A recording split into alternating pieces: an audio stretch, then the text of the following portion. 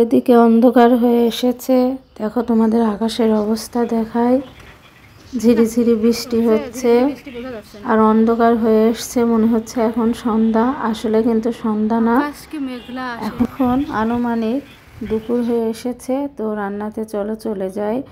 মাছগুলো কিনে নিয়ে আসা হয়েছে, আমি সুন্দর করে পরিষ্কার করে রাখতেছি। আসলে দেখো দোকানিরা মাছ তো কেটে দেয়, বাট আষ্টেগুলো সুন্দর করে তুলে দেয় না, ফিসির দিকে অনেক আষ্টে থাকে, কতগুলো আমি টেনে টেনে তুলছি, তোমরা তো দেখতেই পাচ্ছ। এগুলো পরিষ্কার করে ভাগ করে রেখে দিব ফ্রিজে, ডিপ ফ্রিজে প্যাকেজিং করে রেখে দিচ্ছি। তো আজকে যে আবহাওয়াটা তোমাদের দেখালাম, এই আবহাওয়াতে কী খেতে মন চায় বলো তো?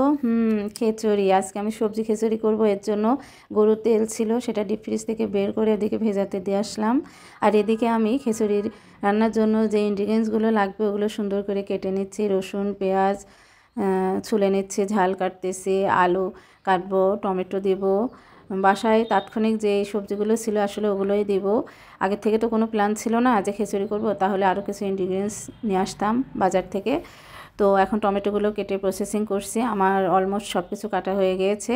এখন এগুলো সুন্দরভাবে ধুয়ে হচ্ছে তোমার খিচুড়ি রান্নার জন্য প্রস্তুত করব। বাহিরে কিন্তু বিজলি চমকাচ্ছে, জোরে জোরে শব্দ হচ্ছে, ঝিরিঝিরি বৃষ্টি হচ্ছে, মনটার মধ্যেও খুবই ভালো লাগছে। আমি এদিকে খিচুড়ি রান্নার প্রস্তুতি করছি, সব কিছু মিলিয়ে জাস্ট ওয়াও। তেলগুলো ভিজে গিয়েছে, তো সুন্দর করে ছাড়িয়ে আমি পানিতে ভিজিয়ে রাখলাম, এগুলো ভিজতে থাক।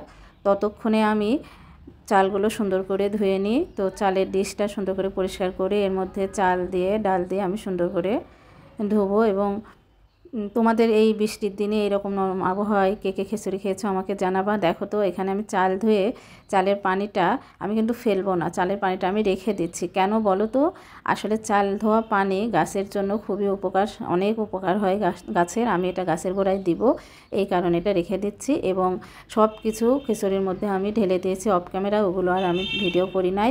এখন মশলা, তোমার তেল, সয়াবিন তেল, তারপরে হচ্ছে তোমার যে জিনিসগুলো দেওয়া প্রয়োজন সেগুলো সব খিচুড়িতে আমরা মূলত যেগুলো দিয়ে থাকি সব কিছু দিয়ে আমি বসিয়ে দিয়েছি রাইস কুকারে খিচুড়ি।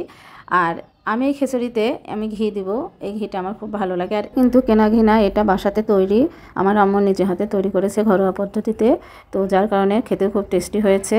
এই আলুগুলো আমি রেখেছি তোমার হচ্ছে ভর্তা করার জন্য, সবজি খিচুড়ি তার সাথে তোমার আলু ভর্তা আর লাগে না। এদিকে আলু সেদ্ধ করতে দিয়েছি, তো এদিকে আমার প্রায় খিচুড়ি হয়ে এসেছে। তো তার সাথে আমি এদিকে আলুও ভর্তা করে ফেললাম। এখন গরম গরম খিচুড়ি আর আলু ভর্তার বাহিরে ঝিরিঝিরি বৃষ্টি, ওয়াও!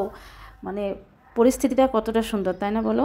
আমি তো এই সুন্দর আবহাওয়াটা খুবই এনজয় করছি খিচুড়ি আলু ভর্তার সাথে। তোমরা কিভাবে এনজয় করলে আমাকে জানিও। খোদা হাফেজ।